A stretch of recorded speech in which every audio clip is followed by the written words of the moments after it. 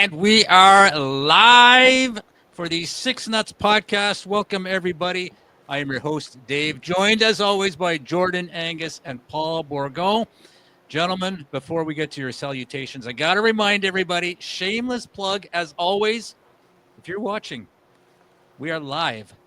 We need you to like, subscribe, and you know what? You could take it a step further. If you're watching this on YouTube or on Instagram, feel free to share this. Hit the share button, share it out.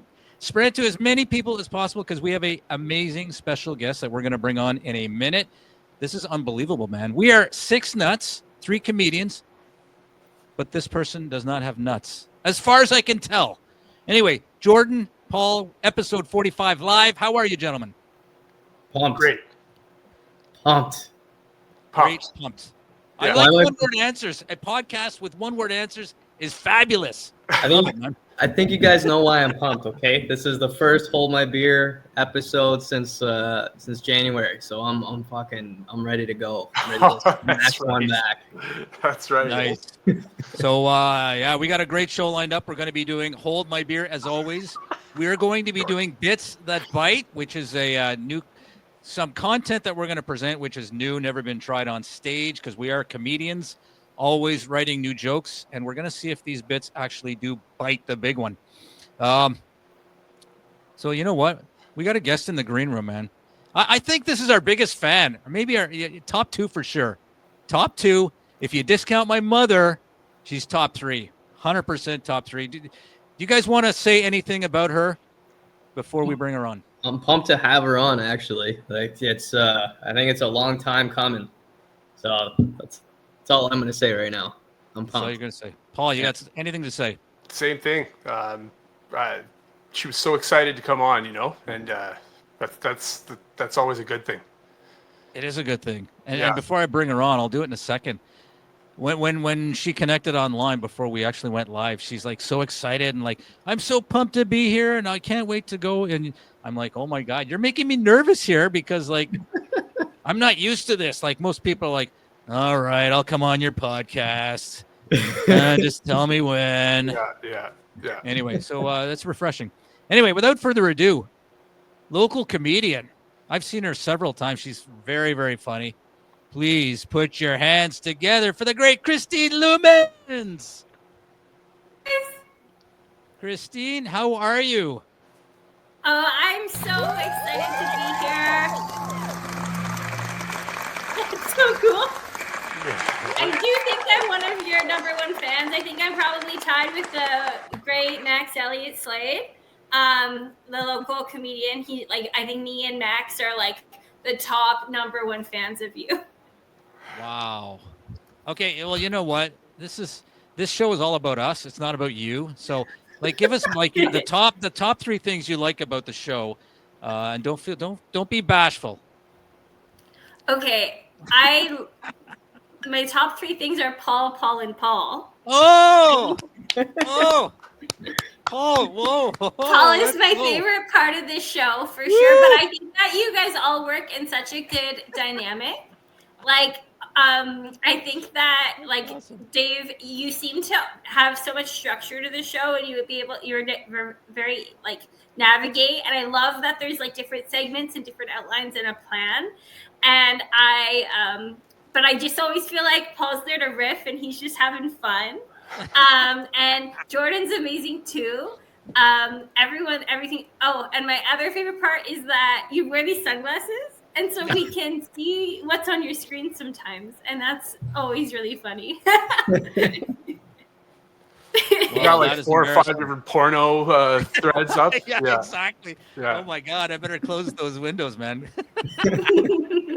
That's very revealing. Well, no, it's great to have you. We're honored, and really that kind of feedback really is humbling, and it's not something we get all the time. I'll be honest, sometimes when I show up to a comedy show, I sometimes get a little mocked, six nuts, blah, blah, blah. So this is refreshing, man. So thank you very much for joining us. We are very excited to have you. Thank you. I'm very excited to be here. I'm sad that you would get mocked because something that I love about Six Nuts is your appreciation for comedy. And so I'm so excited that later on we're going to be doing the Bits That Bite segment because it's so nice to have something that like motivates you to write. It's so easy to get in repeating the same jokes and just trying to get your rhythm down and like knowing what's tried and true. But writing is my favorite part of comedy. And so it's amazing that you guys get together and share these ideas. Like I have like some friends in the comedy community who I'm always like, does this hit? Does this bit bite? You know? So I'm very. Oh, that's awesome. So, you know, I have a few more questions. We'd like to get to know you a little better because at comedy shows, we should start off with the first segment that Jordan has been waiting for. Wow. Isn't there a new intro to it and everything? Oh, my God. You are like, my God, like Jordan and Paul don't even know about the new intro. What is going on, man? Yeah, we know. You mentioned it last Paul. Yeah. I just it'd be funny. And so I cannot wait. Okay, so Christine, what is the name of the segment? Hold my beer. Right? You're watching Six Nuts Podcast, and this is how I hold my beer.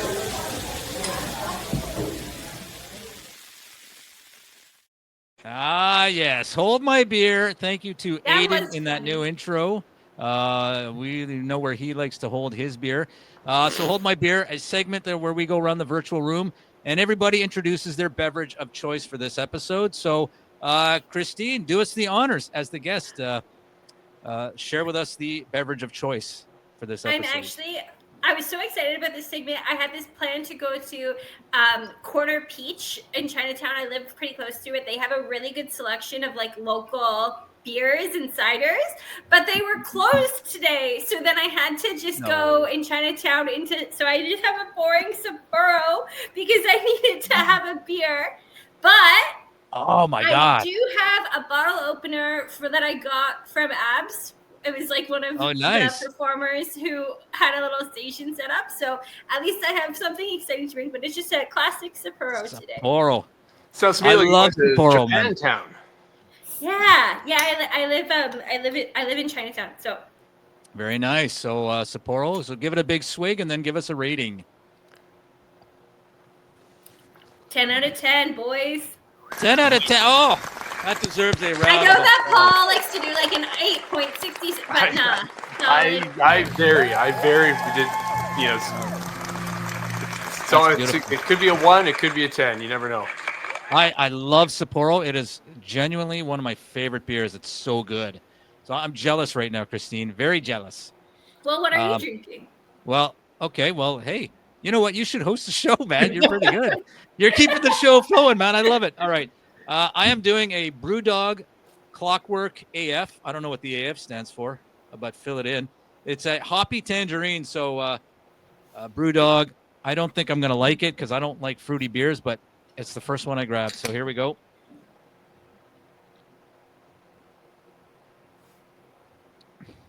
Ooh, that's not bad, actually. Not bad. I will give that it's not a 10. It's not a 2. I'll give it a 6.972. 6.972. Nice. Yes, sir. Applause for that. Thank you. Nice. Applause. Thank you very much. The audience is revved up today, man. They're applauding everything. All right, Paul, let's go to you. Your beverage of choice for episode 45. My beverage of choice is a twisted tea.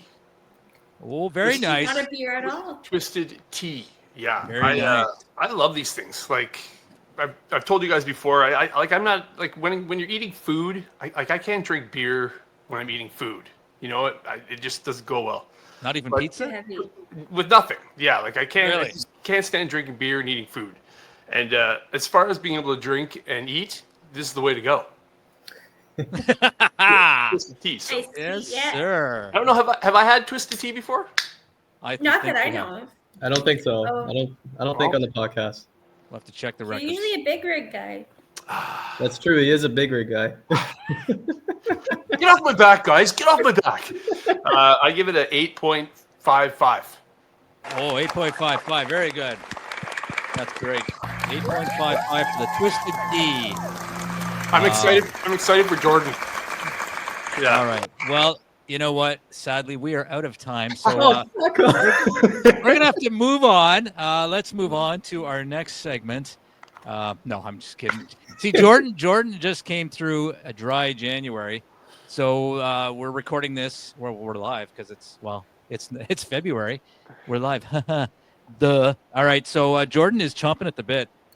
So I'm going to try. I'm going to delay this as long as possible. Oh God, I hate you.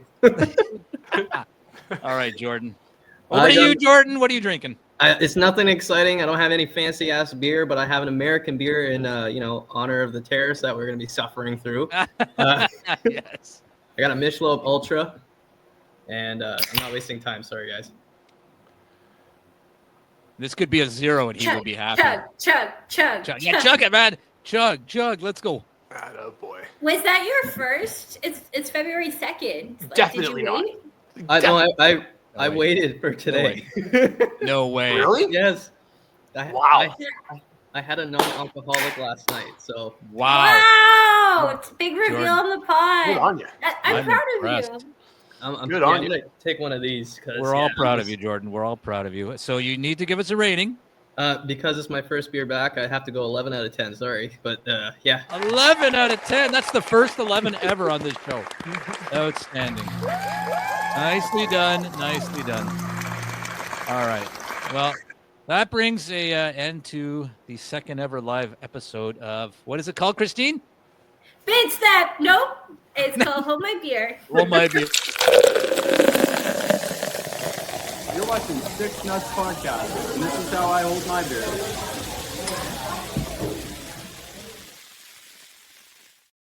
Yes, and I noticed that Aiden's beer, that's a large beer that he's holding down there. Yeah, Very not bad for a white guy. Yeah. All right, so now we can get on with business. Christine, there's a lot of I know you, but I don't know you very well. So, like, why don't you give us like a 30-second? Who is Christine, man? How long you been doing comedy? We'll start with that. I had my first set almost a decade ago, but I was never consistent. And then I did comedy a bit like before the pandemic, like 2018. I did like probably 10 shows and I just like wasn't very consistent. And then in 2021, I have been like really chasing it. And I love comedy. I'm like, I feel like I got into it because I'm the youngest child, so I like needed attention, so I was always the funny one to try to get the attention. And it's one of the coolest things, and it's always so fun because anytime you like a comedian you can always have a chat with because like you have something in common, and it's really just a wonder. Comedy fills my heart with so much joy. Very nice. How many siblings? You're one of how many? I have 2 older sisters. 2 older sisters. Okay. What's your favorite part of comedy? Like, what was it like? Actually, you touched on the pandemic. Did you do comedy through the pandemic? And what was that No, like? I didn't do comedy through the pandemic. From like 2019 to 2021, I was dating someone. And before we started dating, I made a lot of jokes about like my dating life. And when we started dating, he said he didn't want to be involved in comedy. Like he didn't want me to write any bits about him. And I felt like embarrassed to have said the ones. So I just stopped. I kind of shut down for a couple years and didn't do comedy at all. And it was like very difficult because I felt like I couldn't write about all the parts of my life. But I don't know if that answered your question. No, that is interesting. I can relate to that a lot. You're in Yeah. a relationship with somebody and they kind of they Hold put you your back. fire out. Yeah, they don't. It's tough. It's really tough. I've been in that situation. I was in it for a while where they don't want you joking about anything, and then when you come out of that to try to like create material, but that's not revolved around that, can be difficult too, right? Because that's all you knew for a while, and it's a challenge. I think it is a challenge, but I feel like, especially with female comics, so much about female comics is just like, I'm going to talk about bad dates. I'm going to talk about relationships. And I think when you stop trying to talk about that, you like get really fun. Like I I did a set last night and I only said one joke about dating, and it was like in a relation to something else. Like once you stop, I think it was having the obstacle put in front of me that just blocked everything. Because like most of my jokes are like about work, like are about things I've observed. Like I think I'm a little bit like Jordan, as I'm observational in my humor. Right. Yeah. And I'm also like Paul, that I'm very punny in my humor. Like Yeah. I'm like silliness. Anyway, but I think just at that time, but it's crazy because I remember trying to watch, I've always been a fan of comedy, and I remember trying to watch it during the pandemic, and it wasn't fun at all to watch it. But I love watching live streams now. Like I'm a subscriber to Mint Comedy, which is like they do live streams into the Comedy Cellar. But there's something about it still being a room of people and full that is so good. Whereas like when pandemic comedy was happening, it was so much like this, but this is different than comedy. You're not waiting, you're not saying a monologue, you're having a conversation. So it's like the pandemic was crazy for comedy. Yeah, it sure was. It's interesting. I mean, we see the comedy world obviously from the viewpoint of a man. What is like the number one observation for you? Like the comedy world, is the comedy world like difficult for women, or is it easier because it's easier to get spots? Like, what is your observation of Easier to comedy? get spots. I don't know. I should. First. All right. Let me free. I didn't mean, that's not what I meant. What I meant to say was that usually like I'm running the Barley Mow, right? And you always want, representation from women, right? I mean, you don't want a show it's all guys. You want women on the show. So everybody that, when I do a call for spots, every woman that replies, they get a spot, because there are fewer female comics than male comics. So to get a spot at Barley Mow, it's easy, right? So that's where I'm coming from. I'm not saying you're getting preferential treatment or anything, but I mean, what is your perspective of the world of comedy as a woman? I mean, like sometimes, like yesterday, I was so honored. Like this week, and I feel like since September, I started a new job at work, and comedy hasn't been as much of my focus, and I haven't been chasing mics. Like when you did your last caller, I don't think I even put my name, because I've been like kind of overwhelmed professionally.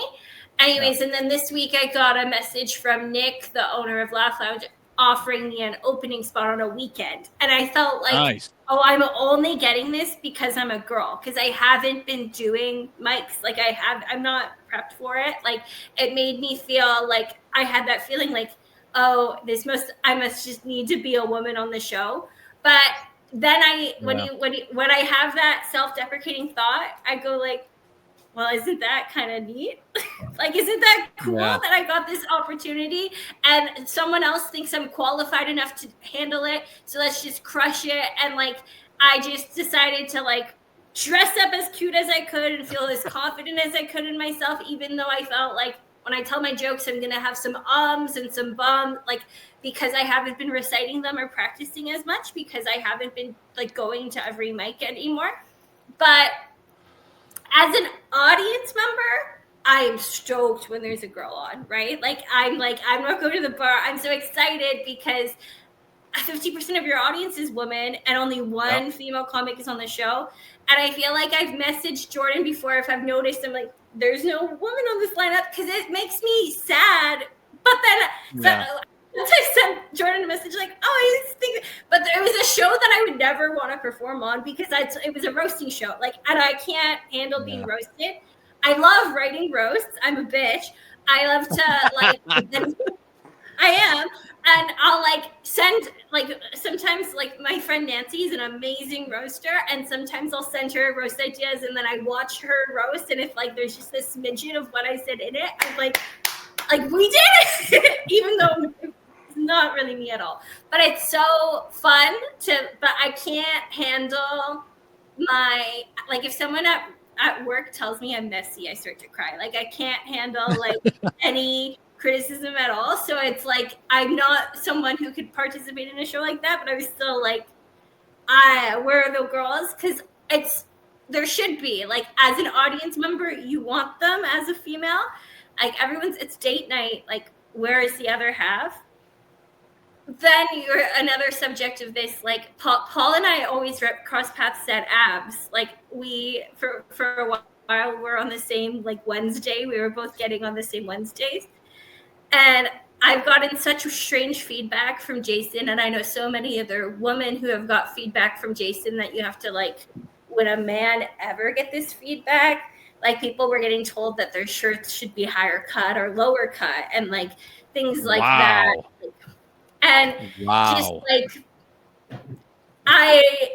but then is that anyway? So it's just like, oh, now I'm like publicly talking about a club owner, and that seems like a bad idea. That's okay. There's a club owner of Cultures. He's a pretty big asshole too. I think he's on a podcast as well now. So it's we'll make it. We'll even. Is it Dan Shields? Did he give you all his teeth? He's not a club owner. Just kidding. Anymore. Anyway. Yeah. Does his name rhyme with Angus? Yeah, I fucking hate that guy. Yeah, there you go. Anyway, I don't know. So yes, like, I can see what you're saying, and I do feel like a little bit privileged in the sense that, like, especially too, like, as a girl who, I don't know, has kind of a tight six, I do get thrown on it, and then I'll see, like, I'll get thrown on a lineup and be like, oh, I am the only girl. But then, like, my sweet friend Simone Holder, she's like, sometimes she's funny, she's hilarious, but she's like, am I just like a two-for-one special? Like, because it was such white male dominated, and it's like positions you into like this corner of like self-sabotage, when in the end you're saying your first thought when I brought her name up was, she's funny. Like, you're funny. Yeah. So well, you're getting put on for a reason, you know what I mean? What, like, I guess it's hard for me to relate, in this situation, but like, if you're saying, like, am I only getting put on because I'm a girl, like, you're still getting put on above other women, you know what I'm trying to say? Like, you're on because you're funny. Yes. That's it. Yeah. Yeah, I would think a club owner doesn't give a crap. Like, they want you to be funny. Yeah. Like,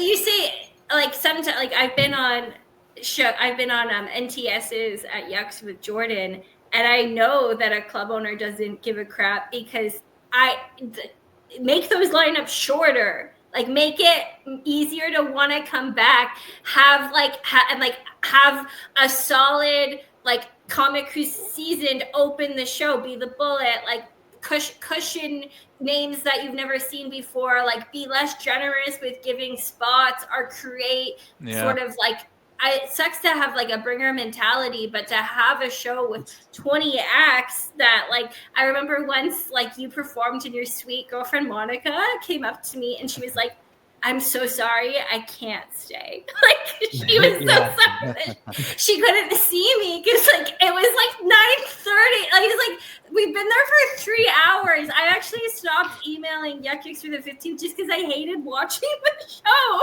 myself. Like, it's exhausting. And that's true. Like, I've said it here quite a few times too. The bullet position is extremely important. That kind of defines the rest of the evening. So when you're, like, especially on nights like that, it's so long.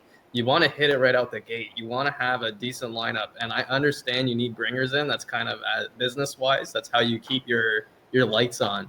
But I agree with you. When you got like 10 comics, and then you still have your host and your feature as well doing time, and sometimes you have somebody who works there who wants to pop up and do 6 because the crowd is good. Yeah. Or someone drove in a day early for their weekend spot. Like, there's so many... It's just never ending that, like, because I'm a woman, I don't drive. Just kidding. But I don't drive. So it takes me an hour, because I always, like, have an agreement with myself that I'll bus one way and then I'll Uber home, and it's like a $30 Uber, and I've been there for 3 hours. And then by the time you're on stage, like, it's hard to give yourself, and you almost feel guilty, like, I'm sorry, I'm taking up more of your time because you've been here for so long, that you feel like this sense of guilt instead of just, like, trying for the laughs. Like, in a show like that, it's always good to be able to go up earlier, but like you can't choose that. You don't decide that. So it's exhausting. I always like, it's crazy. I always feel sympathy for the features of an NTS because it should be an honor, but it's actually the worst spot because they've sat through everyone and now you're going on longer than ever. Like they just want to go home. It's like actually a curse to be feature, I think.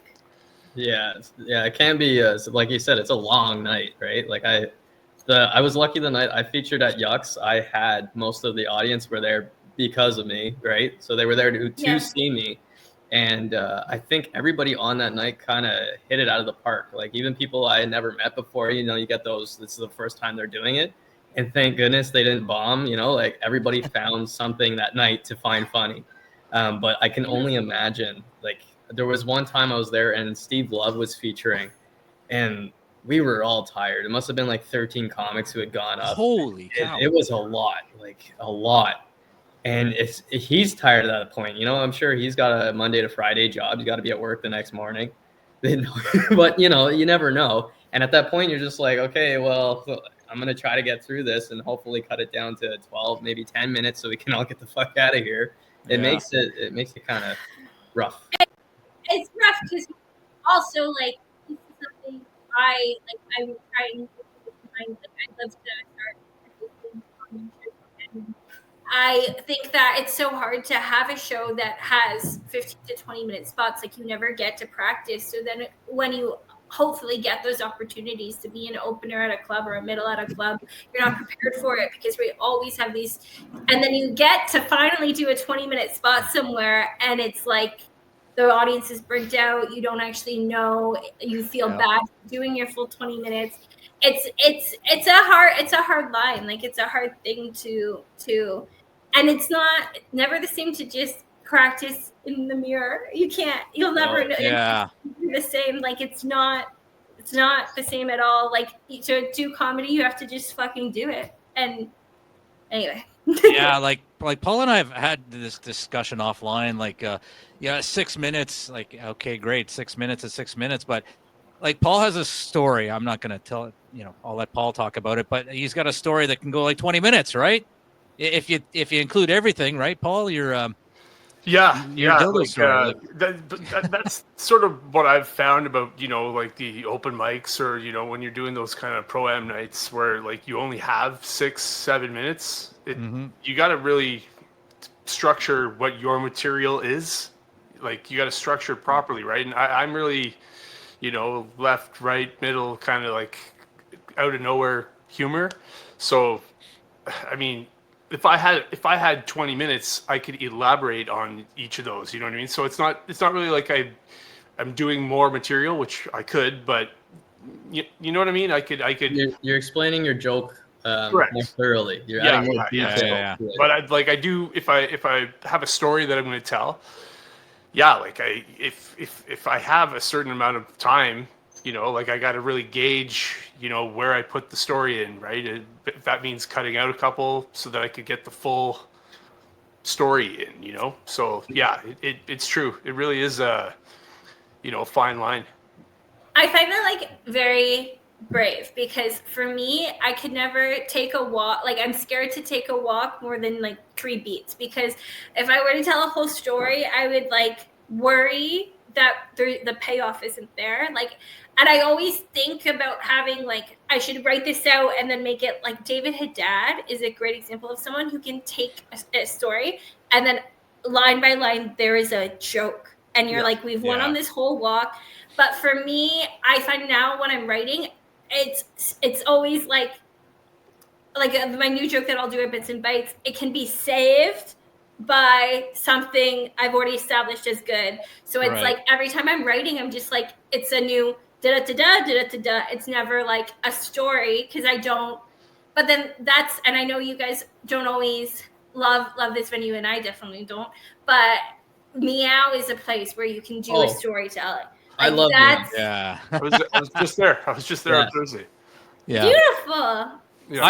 I love the venue, but I always suck there. So Well, fucking It's everybody. hard not to suck there, but it's almost impossible not to suck there. The only person I can make laugh is Tracy, who's the regular at the bar. And that's only because she's not a comic worrying about her own thing. Everyone else is worrying about their own thing. And so it's hard to get anything, but it's the best for, I have an idea. Let me just plop it on you. Does this have legs, and can I iron it out? And then you bring that to Poor Boy, and then you bring that to Abs, and like that, because, and then it's in your tight 6, which hopefully becomes a tight 10, which hopefully, you know, like 100%. it's such a climb. And then like after the meow, I'll be like, I'll never do the work. I'll just scrap it, and I never grow. And it's hard because I'm like, wow, I've been telling this same joke about a bracelet for 2 years. But I know it will work, right? And I know that like what I've said at least says something that I'm like pretty proud of. Like every time I make a joke, I want it to kind of like go, oh, like there's something in like I talk about child labor, or I talk about it, just like I always try to like, I've said something important, right? Like it's because you have a platform, so it's like, how do I use this? I will say, like when I got the Mill Tavern open mic, because you get a host, and hosting's the best. It's fun. And you get time. You get time at the start to get to know each other. You get time at the start, and that makes the room better. And you get time to recover. You get a time hosting is one of my favorite things in the world. Yeah. Last time I did it, I was so fortunate. I think it was for Dave's show in December. Yeah, and that was a lot of fun. Yeah, you did a great job. Yeah, you did very well. Thank you. I was actually, so I called Monica about it, letting her know that I had gotten it. And the first thing I said was, I'm actually like, it's great, but I'm kind of sad because now I can't do meow. And I used to go there frequently. Like that was, like you said, it's a great spot to see if something that you've written down has legs. And like not everybody's laughing, whatever. But my goal, and I've said it to these two, I'm just trying to make Zach laugh. If I can make Zach laugh, then I know I've got something to play with. Never.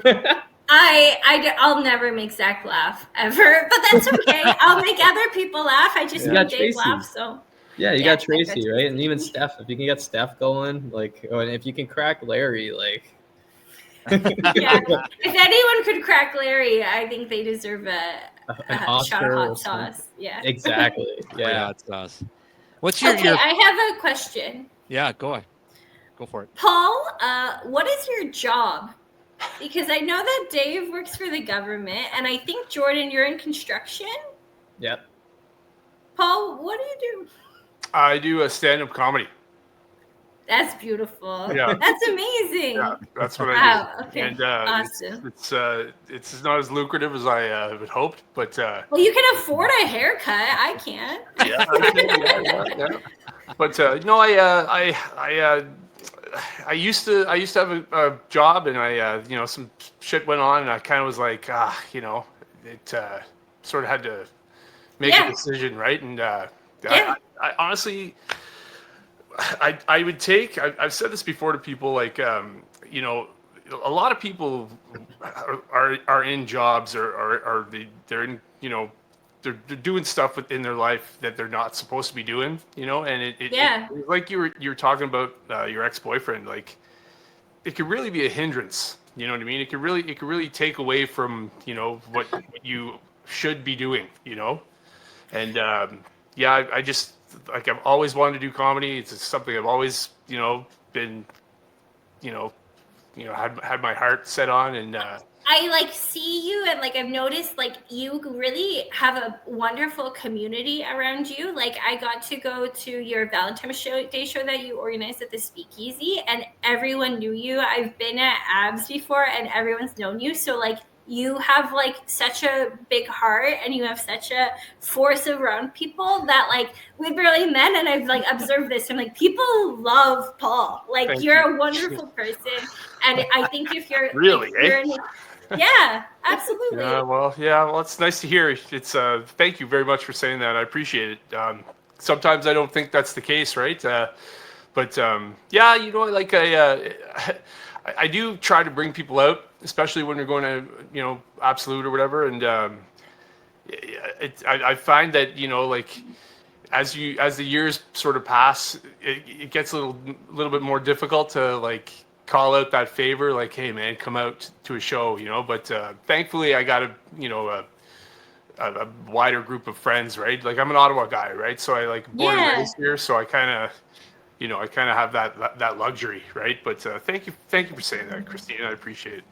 Jordan, were you born and raised in Ottawa? Because you do a lot of shows in, like, you did, like, you've been to Mississauga a lot last year, and like you seem to like have some connections in Toronto. Are you originally from Ottawa? I'm originally from Ottawa. I lived in Montreal, LaSalle for a little while. But the reason that I kind of travel out there is when I first started comedy, I didn't do it in Ottawa. I purposely, because I dealt with a lot of stage anxiety. So I would go out of my way to not perform in cities where my family or friends were going to be. Mostly because when I would hang out with people, they would tell me, oh, you need to do this like as a thing. Like you need to tell jokes as a living. And yeah, it was tough. So I actually had a stage name, and I would leave the city and just hop on open mics in hopes that I would get a spot. And I kind of developed connections through that. And that's kind of why, like last year especially, I was doing a lot of Toronto shows. Even the year before that, I was doing a lot of Toronto shows. So it's just you kind of meet people, they get to familiar with you, and as you know, it kind of becomes a community. That's why I started Battle of Ontario. It's the people I met, them to mesh, right? So that's so cool. Like I don't know, like it's funny because I have no problem telling jokes to strangers, and I have no problem, but like small talk and like going and introducing myself to people in a comedy context was one of like the scariest things for me, and that was one of the reasons why I took such a long break, is because I would go to comedy shows and I wouldn't know how to talk to any of the comics. And then I would go up and sometimes I'd bomb and be like, I wasted everyone's time, and I'd feel so bad. And so one of the things was like, I was hoping that my partner would go with me so that I wouldn't feel so alone in these spaces. But now, fortunately, like I had a couple good conversations in the back booth of Swizzles, and I felt that way. But sometimes when I'm like I've had it before, like before competitions and stuff, I'll go to Montreal and I'll try to like go from one mic to another mic, and then I like get so anxious about the chase of it and going from one show to another show that I end up bombing on stage, and then I don't learn anything from the experience. Anyway, so it's such a hard balance. So I'm really proud of you for traveling to perform, because like to me that would be hard, but then there is something so nice about, I guess, the drive home and like listening back to the recording. I hope you guys are all audio recording your sets, because like that's one of my favorite parts about it, being like, whoa, that worked, like that little thing worked and stuff. Like that's one of the coolest parts of comedy. It's interesting you say that, because a lot of like the road trips, like I would travel 4 hours for a 6-minute spot, and the whole way there, I'm mentally going through my set and trying to prepare for kind of reactions from the crowd, timing, or hecklers, like the odd heckler, right? That way I always have a response, and I know how to navigate around that. So I'd be spending 4 hours of my trip just preparing for that. Whereas like when you show up somewhere, I try to show up early to shows, and it's just to kind of get a feel of the audience that's there and to mentally get into the zone. So it's different. It's different going out of town to perform. But yeah, I can sympathize with that a little bit, right? You need somebody there sometimes to make you feel comfortable in the surroundings you are in. I don't know what it is, but yucks, especially for me, I get the most nervous there. I don't know why. Because it's so cold. Yeah, it's cold in that room. Like, every time I'm like a nervous wreck there, and I haven't bombed there, but I freak out. It brings me back to like 10 years almost. Like that's wild, eh? Yeah, it's. I wonder, because for me, what I have the hardest in, like, rest in peace Pub 101. I don't know if you guys ever did that room, but one of my hardest things with comedy is like when a room is so dark that you can't see people's expression. That gets me, and that's like. That's silly, and I feel like I do better in a small room, because I feel like when I see everyone and I can have a conversation with it and be like, this just you. But with a big room where you can't see anyone and you're just like there hoping people get your thoughts. And then if they don't even, like, you can't even see if they smiled, if they weren't fully laughing. That's what trips me up. And I don't feel that way at Yuck Yucks. I feel like Yuck Yucks is bright enough, but I do feel that way at Laugh Lounge and at Absolute, especially upstairs at Absolute. I love downstairs. I like a smaller room. Anyway. Yeah. Oh, that's so interesting. And we do. Oh, sorry. Well, I was going to say it's funny that how that's an important setup to a comedy club, eh? Like it's kind of like it's good for the crowd in a certain way because they're like, all eyes are on you because you're like really the only thing lit up in the room. But like it's true. Like when you can kind of gauge what's working, right? Like I usually like I always kind of like go with if I hear one person laugh, like in the corner, you know what I mean? I'm like, yes, Yes! One person gets it. And you know it. Yes, exactly. But I mean, not being able to see anybody kind of thing. Like I remember like when I first started, you were kind of so in the zone and you were so nervous that like you weren't even able to like take a second and look, like kind of like squint your eyes and look. But as you get your feet wet a little bit, you can kind of like, see people in the crowd and sort of relax a little bit. But it is an important aspect of a comedy club, right? How they set it up. Yeah, 100%. And speaking of comedy clubs, we have some comments. I should share with you, Mr. Paul Bourgon. And if anybody's watching, I know, well, there are people watching. I know that. Drop us, just drop us a hello so we know who's watching. Paul, we got a comment from our good friend and loyal watcher and listener, Glenn Sloan. Said, Paul, I laughed on Thursday. So I guess talking about your set at Meow, that's hot. So Glenn definitely laughed. So thank you. That's some good feedback. that I didn't hear, but yeah. It was a silent ovation. Yeah. We got Top Chef Ninjas watching. No way! Yeah, you don't know who that is? Yeah, I do. JP Burnell. Yeah. He said prank. Not sure that means. Thank you, JP. Appreciate you watching. He says prank. JP, he messaged me asking me to go to his show at Pizza Cafe Taché, and I was like, "Is it like?" I was like taken aback by his, and I was like, "Is this some sort of prank? Like what?" And so now every time he sees me, he's like, "Prank! I'm pranking you," because he's just like trying to get more people to come. Oh, that's cool. Michelle Payne is saying she's watching on Instagram, actually, and says Christine is a great Six Nuts history teacher. Yes. Actually, Christine knows more about the show than I do. Like, you're referencing things like, really? Yeah, you're very impressive. So, Glenn, I have a very quiet laugh. There you go. So, yeah, Jordan, if you see any comments you want to bring up on Instagram. We have a lot of watchers. I could go through them all, but we might be here a little bit. Maybe some good ones. Brad says hi. That's a firefighter from Manotick. Yeah, he had to go to a fire call. We got Not Your Average Joe from Cornwall who said hi. He's watching. Very nice. A lot of people are watching for sure. So we got some eyes on us tonight. Very nice. So fun. We're doing bits and bites in a minute. Sorry, not bits and bites. Bits that bite. Before we do that, I mean, we could do that, and there was something else I saw. It's really, really funny. It's a survey of 3,000 adults in the U.S., and they ranked animals on whether they can beat them up or not. So do you guys want to go through like the top 3 or 4? And you guys could tell me if you think you can beat these animals up or not. I love this so much. You guys want to do that? This is great. All right. So I don't have an intro for this, but if you're watching and you want to comment, animals that bite as we go. Yeah, there you go. That could bite. Yeah, I'd love to. If you're watching, comment on whether you can beat up this animal as well. So there's a list of 10. I'm only going to go through the top 3 or 4. Of the 3,000 adults surveyed. So we'll start with Christine, then we'll go to Paul and Jordan. The number one animal that people think that they could beat up is a rat. Christine Loomans, can you beat up a rat? Yes, but I wouldn't want to. Okay. How would you beat up a rat? How would you do it? Like kicks, punches? pick it up and throw it? I think I just pick it up and throw it away like it's garbage.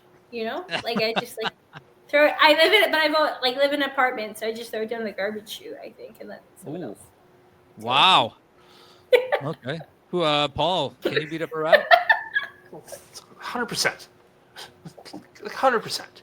You got to catch it first. I would have a hard time catching that. Like it's got to catch me too. Like of course. Yeah. Like next question. Come on. Of course you can beat the rat.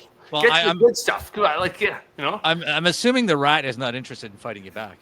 No, I know. If it's Splinter from the Ninja Turtles, maybe not. But like, any other kind of rat, yeah. Like of course you can. Yeah. All right, Jordan. Yeah, I could bite. Yeah, that's the thing, right? Like, I don't want to hurt any animals, but like we used to have field mice in the store I used to work at come in all the time, and after a while, you get like so desensitized from like kicking them out of the store that I would take one of the field mice by its tail and flung it outside. Great, man. Like before meeting this, I would have been like, oh no, I can't do that. That's animal cruelty. But after a while, they're fucking annoying. I could beat up a rat. I could beat up a rat. Okay, for the number 2 animal, and I'm just going to throw it out there. I'm not going to call on you, but so you guys just comment as you feel you want to. Number 2 is of 3,000 adults surveyed. The number 2 animal they think they can beat up is a house cat. No, are you kidding? A house cat? Yeah, they're fucking. You piss a house cat off, they'll rip your throat out. Like cats don't fuck around. Yeah, seriously, I agree. Yeah, I'm surprised that's number 2. Of course you can beat a house cat. Like you're gonna get scratched, but like, come on, guys. No. well, cats. What's the next? Bats? No, Paul has it. Well, Paul and Jordan have cats. I don't have a cat, but have you ever had to do anything to the cat that was like a fight, like give it a bath? If my cat's getting a little bitey, like a lot of times I'll like here's the thing. They don't care. Like they don't care how big you are, right? Like a cat doesn't like tuck its tail between its legs and walk away. Like my cat especially, like if I sort of fight back at it or whatever, like I'll be like, okay, it's over, you know. But that's what 20 seconds later, 30 seconds later, the cat will just bite my toe out of nowhere, like it's because it's sitting there like thinking about it, like so you can't drop your guard is what I'm saying, right? But and that's what makes cats terrifying. They have no fear. It's like they have no fear, and I respect that. But like you grab a cat by its head and hold its head, and if you're really, if it was like a do or die situation, you just rip its head off, right? Which I would never do because I love cats so much. But like, if we're talking one of its cousins, like we're getting into the jaguar, panther, like tiger, you've no chance. Like, Christine, do you have a pet?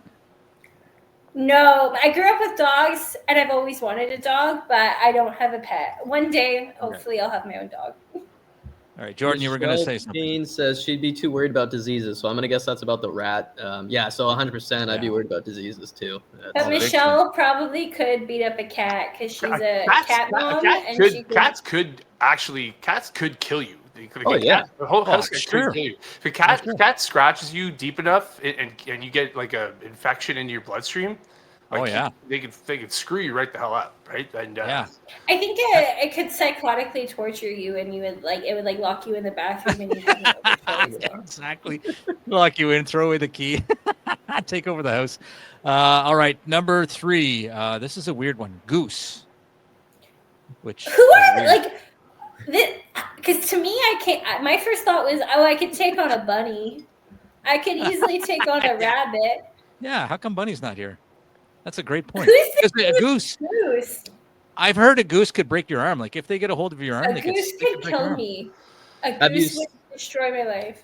Have you seen the Great Canadian Cobra chickens? Like I'll pass. I'll skip. They scare bears and lions. So if you're scaring those things, you scare me. And I've biked along the canal, and they're like in the spring. There's so many geese. And I just turn the other way. Like I'm not. This is your home, not mine. They're terrifying. Yeah, listen. I think I've mentioned this before, right? But I remember a while back I was talking to some buddies, and we're talking about like could the what's a stronger animal, the dog or the cat, right? And like, because it's like, you're either a cat person or a dog person, right? So you ask the question, like, who's tougher? So you take the biggest cat in the world against the biggest dog. Obviously, the biggest cat is going to like, Oh, no question. decimate it, right? No question. But then I was wondering, like, could the biggest, strongest man in the world take the biggest, strongest dog? So like, we're talking like a timber wolf against like the mountain, and it's a scenario like you're put in a ring with this thing and you have to win, or like it's like do or die kind of thing, right? Fight to the death. Yeah, fight to the death. And a lot of people will be like, no chance, like you couldn't take a wolf, kind of thing. And so I kind of like, we're wondering what animals could you take. And I was thinking about, like, you see a lot of things online about people going up against kangaroos. Yeah. And I'm like, I'm pretty confident I could take a kangaroo. Like, I'm pretty confident, and They throw a punch, bro. Oh my God. like, no chance you could take it. And I like tell them like my strategy is like, no, just parry the kick, come in, take it down, ground and pound, one punch, pack your lunch. No way. Like, there's no way. I don't think any man could take a kangaroo. I Like, really they're honestly so feel strong, like as a kangaroo, I mean, they could kill you for sure, but like, I think you have a better chance taking a kangaroo than you would taking a wolf. Well, I mean, all these animals, they have to kill. They have to kill to eat. So they're hunters, right? Like, we don't kill to eat. You're right. They do have a do or die instinct to them, right? Absolutely. But like, they do also have a strategy. They have that they base, and if you look at how that's the thing about the difference between humans and animals. Like, we can strategize. No, dude. Herbivores. Yeah, Herbivores. I brought this up to my buddy Mark, and when he was playing hockey, and he brought it up in between periods one time, like while they're in the middle of an NHL game, and he talked to me after. He's like, Paul, I just wanted to let you know that I brought this topic up and saying that you think you could take a kangaroo, and the entire friggin' period. In between periods, we're all in the dressing room. It's like, no one's talking about the hockey game. Everybody in the fucking room is talking about whether or not you can beat a kangaroo or not. So, the whole hockey team talking like the Sens. Instead of like thinking about the next period, they're all talking about whether or not they can take a kangaroo. So I'm glad I implanted that in. All right, the kangaroo is actually number 9, but let me do one more off this list, and then we'll get to bits that bite. I won't go to number 4. A quick joke right now that's not that funny? Yeah, absolutely. Every topic I brought up right now, Paul has been in between periods. Oh! Oh my goodness. Okay, Dave, your turn. Save that for bits that bite.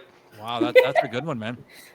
All right, the last animal, I'll skip down to number 7, which is kind of weird, is a chimpanzee. No fucking chance. No. A chimpanzee. No 3,000 adults think they can beat up a chimpanzee. Those are 3,000 idiots. They're on drugs. Yeah, no. Absolutely no chance. Oh, yeah. Like none whatsoever.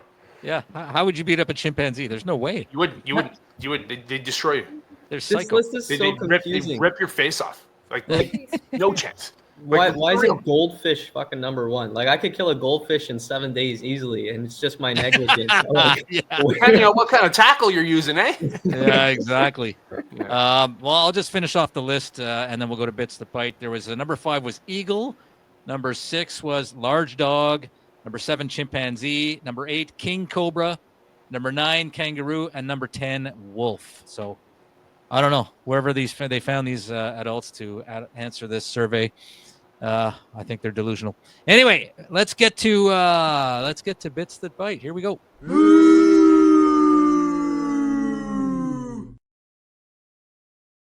All right. Bits that bite. So, this is where we go around the room and we introduce a bit or a bit or a joke. What is going on here? You're chopping. You guys are racist, man. You guys are racist. I didn't Elon Musk on here, okay? I chopped. Right. I love you guys. Yeah. All right. Is the chopping gone now? Are we good? now, yeah. Okay. All right. So Bits That Bite, where we, since we are comedians, we introduce a joke or a short bit that we have never done on stage.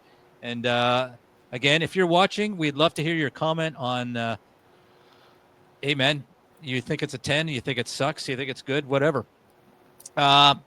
Christine, do you want to go first or last? I'll give you the option to choose. I'd like to go last. Okay, then I'll go first. I'll start it off because Yeah. we like to start with the really bad jokes and then we'll kind of build up to the really good ones. So I'll start. Here we go. Oh, we got a comment from Bavin. David is damn Mike. What is this, man? Hey, I live in Stittsville, so you know, sometimes the Wi-Fi buffers. The mic is fine. It's just the Wi-Fi, man. All right, so my bit that I think it's gonna bite big time. Okay, so I have a teenage son. I'll preface this. Teenage son, his room it's like a bomb went off, and like his room is a disaster. There's clothes everywhere. Not home anymore. Well, he comes home from time to time, and he was home over Christmas, which is when I wrote the joke. So it's a joke about my teenage son's room. So my teenage son's room is like sex with a prostitute. If you enter unprotected, you might get a disease. God, it's really quiet. Let me try to put. If you enter unprotected, you might get a disease. Get my laugh. This is exactly how comedy shows were during the pandemic. All right, so man, I got no feedback. You guys got to give me feedback. Does that have potential? Does it suck? Is it brutal? Come on, lay it on me, man. I want to hear comments too. Oh, Bavin says, yes, sir. 6.2 out of 10. Thank you, Bavin. Thank you, Bavin. Appreciate that. Your silence tells me you think. I think you have to witness something else in the room that would trigger that it would be a disease, because you're saying it's messy. Anyway, but my why? feedback. Yeah, what is he doing in his room that makes you feel like is it just cluttered? There has to be something you've seen him do. Like a visual. There's like dishes, like used dishes, like there's fast food containers, like it's like a I'm dorm talking room. about like tube socks all over the floor, like you know. Yeah. Like well, I can't see the floor. There's clothes everywhere. I cannot see the floor. Clothes everywhere. I think you have something to work with for sure. All right, thank you. Thank you for making me feel better. All right, let's go to Jordan. Let's go to you. Okay, worked on this one. I don't know if Joe's still on here, but I said this while I was in his kitchen yesterday. So if Joe, you told me to write it down, I did. So I have an odd addiction, and I think addictions are like they're self-harming, right? Well, my addiction's a little weird. I'm addicted to petting dogs. Yeah, I do have a really bad problem. Like I go to dog parks and I don't own a dog. I'm just there to pet other people's dogs. I actually own a shirt that says, no, it's okay. I'm allowed to pet your dog in Braille just so I can pet service dogs. I even carry around cocaine in the hopes that a canine unit will pass by me just so I can pet that dog. I like the momentum. I like the, but flip it. The Braille is the last part of the joke. The last one is Braille? Yeah, the Braille should be after the cocaine. The Braille is the funniest one. So that should be the ending. I'm writing that down. This doesn't touch on what you're saying, but just random. I went through the drive-through bank machine the other day, and there's Braille on the buttons of the drive-through bank. Yeah. Like, that's not meant to be a joke. It's like, why is there Braille on the drive-through bank machine buttons? Yep, exactly. That's not my joke. Anyway. All right.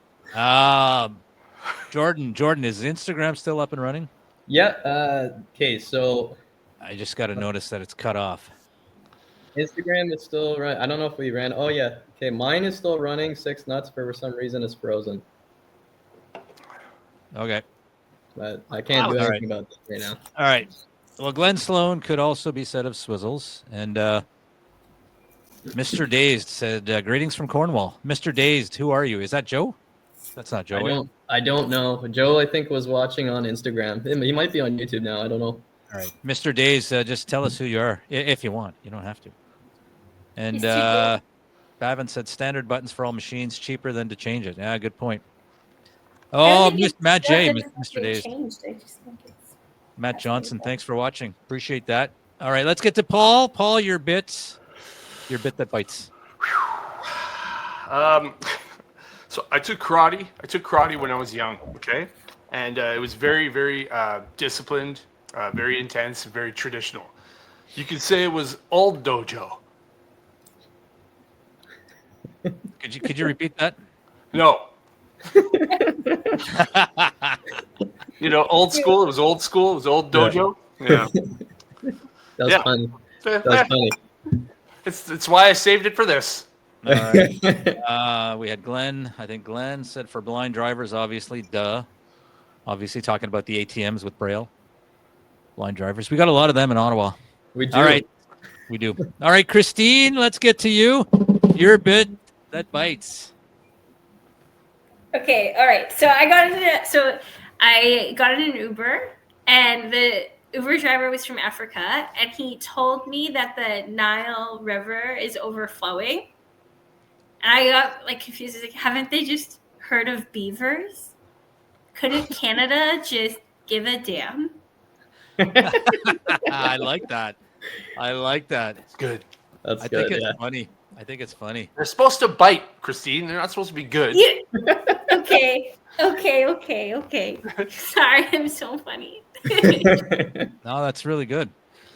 She, Paul, before you got online, she mentioned that her joke would be a Paul type joke. Well, it was funny, so it wasn't anything like my jokes. Yeah. No, it's a pun.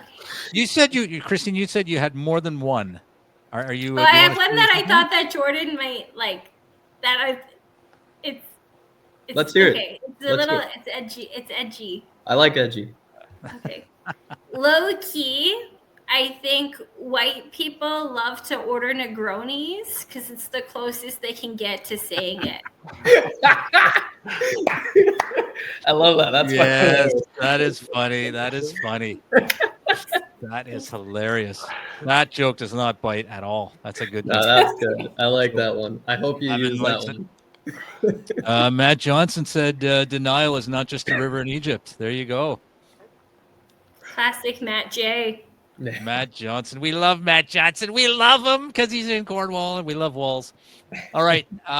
So that brings an end to another riveting episode of Bits That Bite.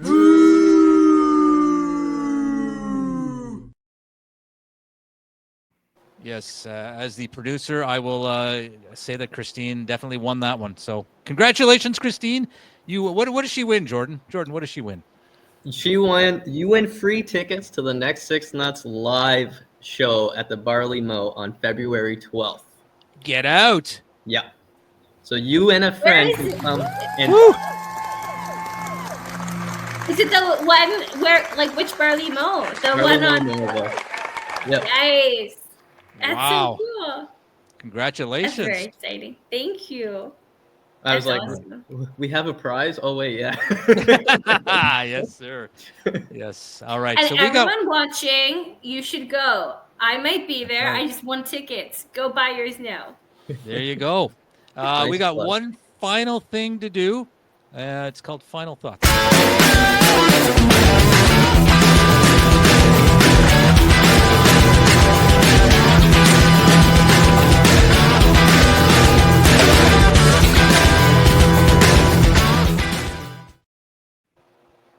Paul was not rocking out. Oh, Paul, we usually rock out to this song, man.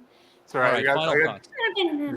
got- Final thoughts for episode 45. Let's go around the virtual room and get final thoughts. So, Christine, well, you know better than anybody what this is all about. Your chance to talk about an upcoming show, promote your social accounts, whatever you want, or just continue to say that Paul's the best because he is the best. All right, let's go to Jordan. Let's start with you, man. okay, Final yeah. I just want to thank Christine for coming on here. I'm glad that we have a fan on the podcast.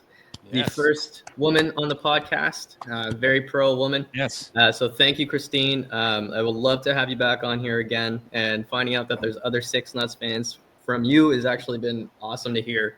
So thank you. Thanks for all your kind words today and for joining us and actually having fun with us. That's Yeah, it was a huge fun. thing. It's a lot of fun. Thank you for that, Jordan. Paul, let's go. Oh, no, you know what? I'll do my final thought. Then we'll go to Paul and then Christine. So, yeah, as always, thank you, Christine. It was a lot of fun. Like I say, we never get a chance at shows, to talk and just sit down and chill and talk about whatever. So this has been fun. It's been good getting to know you. And we have a big episode, number 50, coming up soon. So maybe we'll have you back for that. But definitely you're welcome anytime. And would love to have you back anytime on the show. So thank you for that. And as Jordan mentioned, we got a show coming up February 12th at the Barley Mow, Westboro. Not Westboro, Maryville, where we will be doing some of these segments live and in person. A lot of fun. So make sure you check that out. Paul Bourgon, your final thoughts for episode 45. Final thought is, Christine, you did awesome. It was really good to have you on. It was a long time coming, so thanks a lot. It's always fun to have a fourth person come on, and especially when someone's as giddy and excited as you are. So thank you very much. Yeah. Thank you so much. All right, thank you, Paul. Christine, we will end with you.